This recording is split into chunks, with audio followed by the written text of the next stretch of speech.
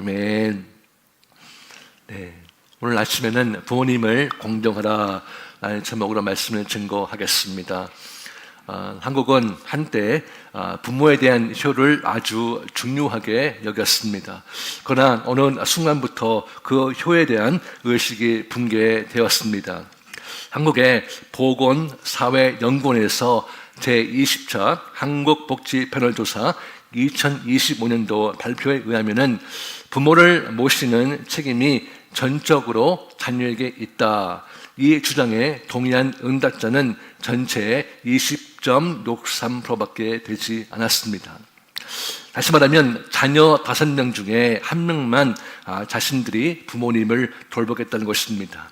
반면에 반대한다는 응답은 47.59%로 그 찬성의 2배를 뛰어넘었습니다. 시대적으로 살펴보면 1960년대는 효가 거의 절대적 가치였습니다. 예를 들어서 남편에게 어머니와 아내가 물에 빠졌는데 1명만 구출할 수 있다면 누구를 구출하겠습니까? 그렇게 질문을 하면은 거의 모든 남편들이 어머니를 선택하겠다고 답을 했습니다. 그러나 1990년대에 들어와서 붕괴의 시작이 됩니다. 그리고 2002년도에 들어와서 마지막 다수의 시대가 됩니다. 지금은 20%만이 부모님 부양이 내 책임이다. 그렇게 생각을 한다는 것이죠. 이것이 오늘날 현실입니다. 정말 한 세대 만에 이러한 일이 일어나게 된 것입니다. 미국도 말할 필요가 없습니다. 통계에 의하면 25%의 자녀들이 부모와 관계를 끊었다고 합니다. 그리고 다수 자녀들이 부모와 관계를 끊는 것이 오히려 건강할 수 있다. 그렇게 생각을 한다고 합니다. 어떻게 이렇게까지 바뀌게 되었을까요? 첫 번째는 가족 구조의 근본적인 변화입니다. 맞벌이가 증가했고 가정은 핵가족화 되었습니다. 부모와 같이 살지 않는다는 것이죠. 두 번째는 공경의 의미 자체가 바뀌어졌습니다. 미국의 켄터키 대학의 그 연구에 따르면 부모님은 정서적으로만 돌보면 된다. 다시 말하면 부모님께 실제적인 도움과 이 직접적인 돌봄을 제공하는 것은 아니라고 생각을 한다는 것입니다. 세 번째로 이건 참 중요한 것인데 공경은 받을 자격이 있어야 한다. 그 가치관 때문에 그렇다는 것입니다. 다시 말하면 이 자녀들이 생각하고 있는 것은 존중은 상호 교환되어야 된다. 즉 양반양 통행이라는 것입니다. 부모님이 내게 존중으로 대하면 나도 부모님을 공경하지만 그렇지 않는 부모님은 내가 그렇게 할 필요가 없다 생각을 한다는 것입니다. 이것이 바로 요즘 세대의 가치관이라고 합니다. 부모가 화를 내고 양육을 위해서 회초리를 들 때가 있지 않습니까? 요즘 세대는 그것을 이해하지 못하고 또 용납도 하지 않는다는 것입니다.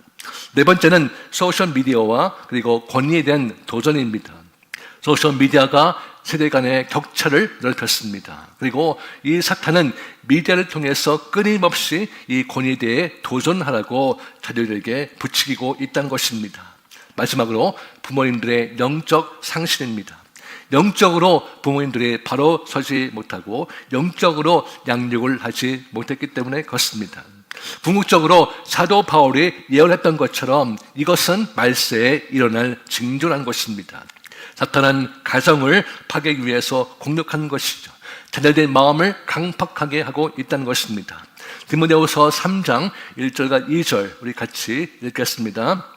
내가 이것을 알라 말세에 고통하는 때가 이르러 사람들은 자기를 사랑하며 돈을 사랑하며 자랑하며 교만하며 비방하며 부모를 거역하며 감사하지 아니하며 거룩하지 아니하며. 여러분, 부모님의 권위를 우습게 여기고 그 훈계를 따르지 않는다는 것입니다. 부모님을 미워하고 대적하는 세대입니다. 부모의 희생과 헌신에 대해서 감사할지 모릅니다. 오히려 자신들이 누릴 당연한 권리라고 생각을 한다는 것입니다. 사랑하는 성도 여러분, 이러한 시대 때에 우리는 세상의 가치관과 풍습을 따라가는 것이 아니라 진정 말씀을 쫓아 우리 부모님들을 공경하는 우리 모두가 되기를 간절히 기원합니다. 여러분, 하나님께서 우리에게 어머니를 주신 이유가 있습니다.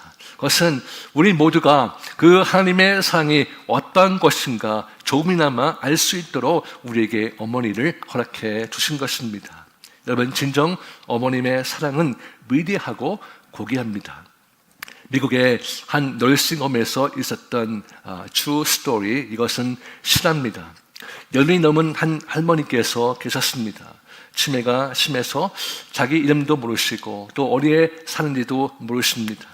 자녀의 얼굴조차 알아보지 못하십니다. 아들이 면회를 와도 누구세요? 라고 물으실 정도였습니다. 근데 그 할머니에게 이상한 습관이 있었습니다. 식사가 되면 꼭 빵 한 조각을 주머니에 몰래 숨기는 것입니다. 간호사가 뺐으면 모시고 빼앗지 않으면 그 하루 종일 빵 조각을 손에 쥐고 계셨습니다. 간호사들이 아무리 물어봐도 답을 하지 않습니다. 본인도 왜 그렇게 하는지 모르고 있었던 것 같습니다. 어느 날 아들이 면회를 받습니다. 어머니가 그 빵 한 조각을 손에 꼭 쥐고 있었습니다. 아들이 물었습니다. 어머니, 왜 그 빵을 그렇게 손에 꼭 쥐고 계세요? 치매에 걸리신 어머님은 멍한 눈으로 한참을 보시더니 이렇게 말씀하십니다. 우리 아들 주려고. 우리 아들이 배가 고플까 봐. 아들의 이름도 얼굴도 잊었지만 어머니 마음속 가장 깊은 곳에서 아직도 한 가지 남아 있었던 것 같습니다. 내 아들 배가 고플까 봐. 여러분, 그 아들은 이미 50이 넘은 어른입니다. 회사 임원이고 자녀도 이미 다 키웠습니다. 근데 그는 아직까지도 어머니에게 배고픈 어린 아이가 될 뿐입니다. 이것이 바로 어머니의 마음이 아니겠습니까? 모든 것을 다 잊어도 자녀를 향한 그 사랑은 잊지 못하는 마음.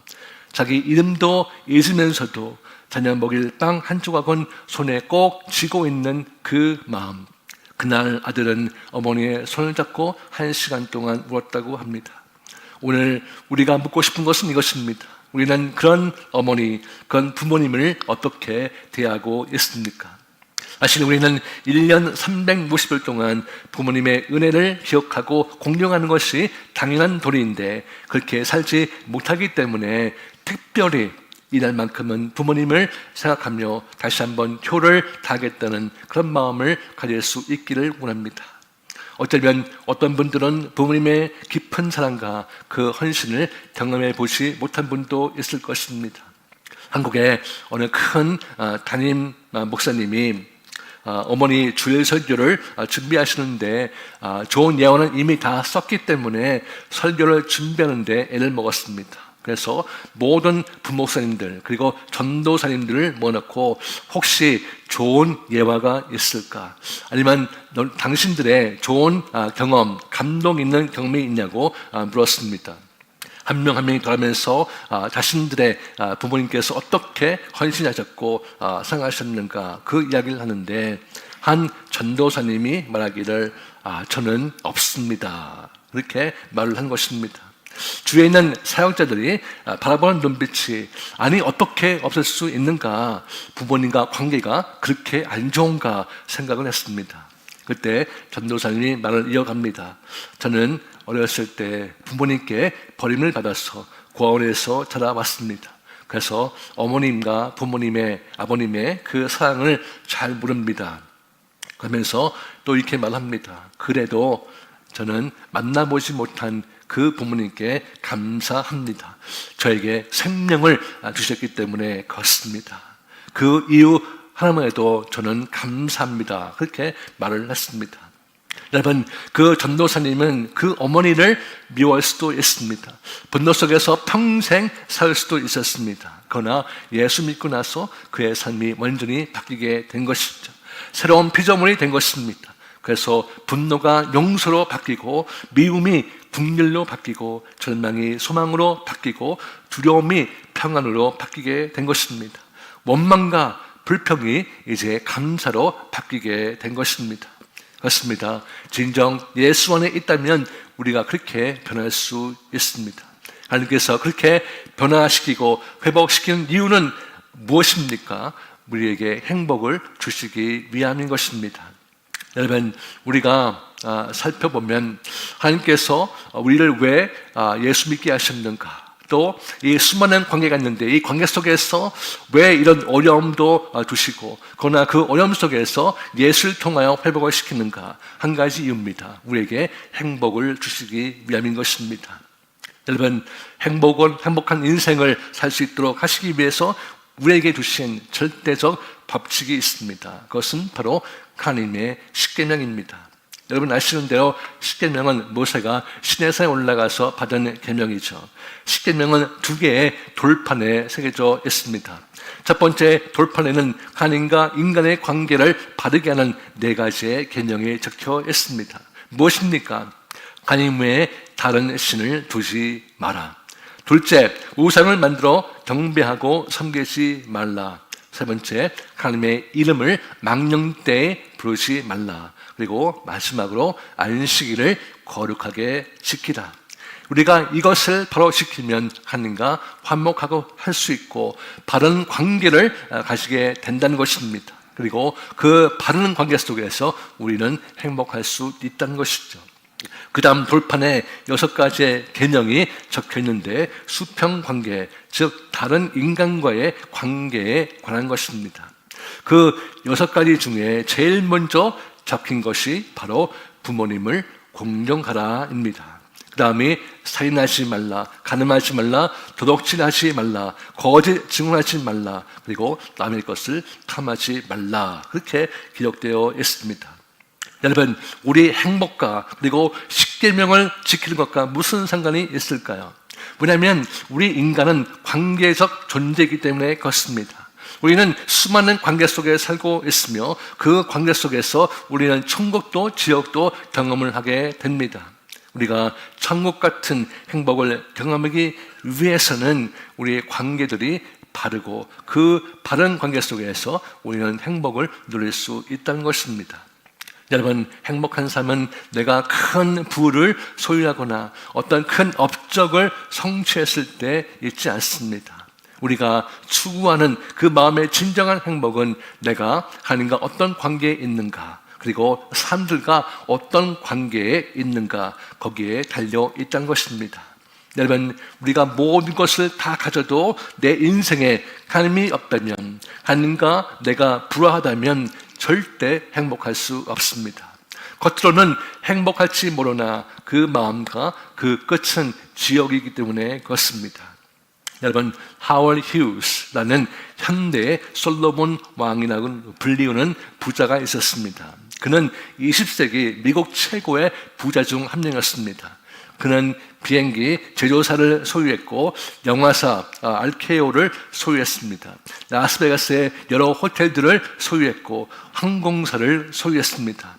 죽을 당시 그의 재산은 오늘날 가치로 수십억이 넘었습니다. 근데 그가 어떻게 죽었을까요? 라스베가스의 한 호텔 펜트하우스에서 죽었습니다. 그러나 그는 죽기 전까지 스스로를 그 방에 가두고 살았습니다. 손톱과 그 발톱을 자르지 않아서 짐승처럼 길었고 머리는 헝클어졌고 강박증과 약물 중독에 시달렸습니다. 시신을 발견했을 때 너무 야위어서 신원 확인에 어려움이 있었다고 합니다. 그가 죽기 전에 남긴 그 편지 속에 이런 한탄의 말이 있었다고 합니다. I don't have any friends. 나는 친구가 한 명도 없다. 그는 친구도 가족도 없었고 하나님과의 관계도 없었습니다. 그래서 그렇게 비참한 인생을 맞이하게 된 것입니다. 세상의 모든 행복한 조건을 다 가지고 있는 것 같지만 하나님이 없다면, 그리고 주위에 있는 사람들과 바른 관계가 없다면 그저 허무할 뿐입니다. 하나님이 없는 인생은 결코 진정한 그 행복을 누릴 수 없다는 것이죠. 우리 이웃 관계도 마찬가지입니다. 우리 가족과 우리 이웃과 관계가 바르면 정말 행복을 느끼지만 가족 관계가 깨지고 이웃과 늘 불편한 관계 속에 있다면 우리는 행복할 수 없다는 것입니다. 그래서 주님께서 우리에게 말씀해 줬습니다. 우리에게 가장 위대한 계명은 무엇입니까? 하나님을 마음과 뜻과 목숨을 다해서 하나님을 사랑하고 내 이웃을 내 몸과 같이 사랑하라. 왜 그렇습니까? 그런 관계 속에 있을 때 우리는 진정으로 행복할 수 있기 때문에 그렇습니다. 오늘 본문을 보시면은 인간에 있어서 가장 첫 번째 관계인 부모님을 공경하라 말씀하고 있습니다. 우리 1절과 2절 같이 읽겠습니다. 자녀들아, 주 안에서 너희 부모에게 순종하라. 이것이 옳으니라. 내 아버지와 어머니를 공경하라. 이것은 약속 있는 첫 계명이니. 아멘. 여러분, 이것은 우리에게 가장 기본이 되는 계명입니다. 이 계명은 하나님의 명령이라는 것이죠. 이것은 우리가 선택할 수 있는 것이 아닙니다. 어떤 이유를 붙여서 피할 수 있는 계명이 아니라는 것입니다. 이 명령 앞에는 오직 순종만 있을 뿐입니다. 성경은 이 명령에 순종치 않는 자의 신앙생활은 가증하다 말씀하고 있습니다. 출애굽기 21장 15절 보시면은 자기 아비나 어미를 치는 자는 반드시 죽일지니라 했습니다. 잠언서 30장 17절 보시면은 아비를 조롱하며 어미에 순종하기를 싫어하는 자의 눈은 골짜기에 까마귀에 쪼이고 독수리 새끼에게 먹히리라 했습니다. 무서운 말씀이죠. 그만큼 하나님은 자녀들이 부모를 공경하고 순종하기를 원하신다는 것입니다. 왜 그렇습니까? 부모님은 가정에서 하나님의 대리자가 되기 때문에 그렇습니다. 저도 압니다. 모든 부모님이 다 바르고 경건하고 완벽하지 않습니다. 부모님도 인간이기 때문에 그렇습니다. 그러나 부모님은 우리가 정정하고 순종해야 될 대상이라는 것입니다. 여러분, 만약에 우리 눈에 보이는 그 부모님을 존경하지 못하고 사랑하지 못한다면 주 안에서 하나님을 보이지 않는 그 하나님을 우리가 어떻게 존중하고 경외하고 사랑할 수 있겠습니까? 그것은 모순이요 거짓이요 위선이라는 것입니다. 여러분, 기억하시기 바랍니다. 우리 인간의 가장 첫째가 되고 중요한 관계인 부모님과의 관계가 바를 때 여러분, 하나님께서 축복하십니다. 그때 우리가 진정으로 행복할 수 있다는 것입니다. 그 시작이 바로 공경이라는 것입니다. 오늘 본문은 우리가 왜 부모님을 공경해야 되는지 그 이유를 우리에게 보여주고 있습니다. 첫 번째 이유는 이것이 옳기 때문에 그렇습니다. 1절 다시 보시면 자녀들아 너희 부모를 주 안에서 순종하라. 이것이 옳으니라 했습니다. 이것이 옳으니라. 이 말은 절대적 가치를 말씀하고 있는 것입니다. 다시 말하면 우리가 반드시 해야 될 일이라는 것입니다. 이것이 바로 도리이고 원리라는 것입니다. 우리 부모님이 우리를 낳아주셨고 사랑해주셨고 헌신해 주셨습니다. 그러므로 우리가 공경을 해야 된다는 것이죠. 그러나 바울이 경고했듯이 이 시대는 부모님을 거역하고 부모에 대해서 감사하지 않는다는 것입니다. 여러분, 적어도 우리 세대 전까지는 부모에 대해서 깊은 감사를 느꼈습니다. 얼마나 가정을 위해서 자녀를 위해서 희생하시고 헌신하셨는지 우리는 잘 압니다. 그리고 깊이 감사합니다. 그러나 한 세대가 지난 후에 이제는 부모님의 희생과 헌신을 당연한 것으로 여긴다는 것입니다. 그건 부모님들을 가볍게 여기고 무시하고 또 짐처럼 생각하는 자녀들이 있습니다. 지금 이 시대에 우리가 그것을 목격하고 있지 않습니까? 여러분, 이것이 주님 안에서 옳기 때문에 우리는 반드시 순종해야 된다는 것입니다. 또한 우리가 부모님을 공경하는 이유는 하나님께서 약속하신 그 복을 누릴 수 있기 때문에 그렇습니다. 2절과 3절 우리 같이 읽겠습니다. 내 아버지와 어머니를 공경하라. 이것은 약속 있는 첫 계명이니 이로써 내가 잘되고 땅에서 장수하리라. 아멘. 여러분, 하나님께서 우리에게 주신 약속의 축복입니다. 우리가 부모님을 공경하면 정말 잘되고 그리고 장수할 것이다 약속해 주셨습니다.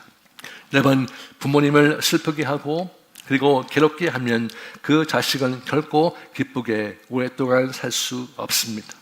하나님께서 가만두지 아니하신다는 것입니다. 반면에 자녀가 그 부모를 기쁘게 하면 하나님께서 그를 축복하시고 기쁘도록 할 것입니다. 그렇다면 구체적으로 우리가 어떻게 부모님을 공경할 수 있을까요? 첫 번째, 입술의 공경입니다. 구체적으로 부모님께 말 대답하지 않는 것입니다. 사춘기 되면은 제일 많이 말대꾸를 하죠. 그러나 나이가 들어서도 우리가 그렇게 할 때가 있습니다. 그것은 옳지 않다는 것입니다. 또한 부모님의 절점을 다른 사람 앞에서 말하지 않는 것입니다. 부모님께서 연로하셔서 실수할 때가 있습니다. 그러나 절대 흉을 보아서는 안 됩니다. 오히려 칭찬과 감사의 말을 더 해야 됩니다. 아버지 감사합니다. 어머니 사랑해요. 직접 말해드린 것입니다. 몇 년 전에 둘째가 써준 감사의 카드가 있었습니다. 아주 짧은 것이 아니고 길게 편지를 썼는데 그 감사의 내용을 제가 보고 헛되이 키우지는 않았구나 그런 생각이 들었습니다. 선물은 안 들어오고 그 편지가 제 마음에 새겨지게 되었습니다. 여러분, 그런 말들이 우리 부모님을 기쁘게 한다는 것입니다. 두 번째, 경청의 공경입니다. 더 나은 아비에게 정중하고 내 늙은 어미를 경히 여기지 말지니다. 하면서 23장 22절입니다. 우리 부모님들이 같은 말을 10번 하셔도 처음 듣는 것처럼 듣는 자가 공경하는 자입니다. 부모님들이 옛날 이야기를 계속 하시는 것은 부모님 자신의 인생을 정리하는 방식이라고 합니다. 내가 전에 들었어도 또 이렇게 혼내지 마시고 불평하지 마시고 또 들어주시기를 바랍니다. 그리고 부모님의 그 조언이 있다면 즉시 거절하지 마시고 내가 동의하지 않더라도 끝까지 듣고 생각해 보겠습니다. 답하는 것이 공경하는 자세라는 것입니다. 세 번째로 순종으로 공경하는 것입니다. 부모님께서 말씀하시면 미루지 않고 즉시 순종하는 것입니다. 순종할 때 부모님께 기쁨이 됩니다. 말씀하실 때 한숨을 내쉬거나 눈을 굴리지 마시기를 바랍니다. 부모님께서 말씀하실 때 이유를 묻지 마시고 신뢰하시고 그저 순종하십시오. 부모님을 기쁘시게 하는 것입니다. 마치 우리 하나님 아버지께서 말씀하실 때 순종하는 것처럼 우리는 하면 된다는 것입니다. 네 번째로 시간으로 공경하는 것입니다. 내가 늙은 자를 멀리 떠나 거절하지 마시며 내 힘이 쇠약할 때에 나를 버리지 마소서. 시편 71편 9절입니다. 부모님이 살아계시면 정기적으로 전화를 드리시기를 바랍니다. 일주일에 한 번이라도 짧아도 됩니다. 어머니는 통화 시간이 아니라 그 전화 벨 소리를 기다리고 계신 것입니다. 부모님의 생신, 결혼기념일, 명절을 기억하셔서 챙겨드리는 것, 그것이 효도라는 것입니다. 다섯 번째로 물질로 공경하는 것입니다. 부양의 공경이죠.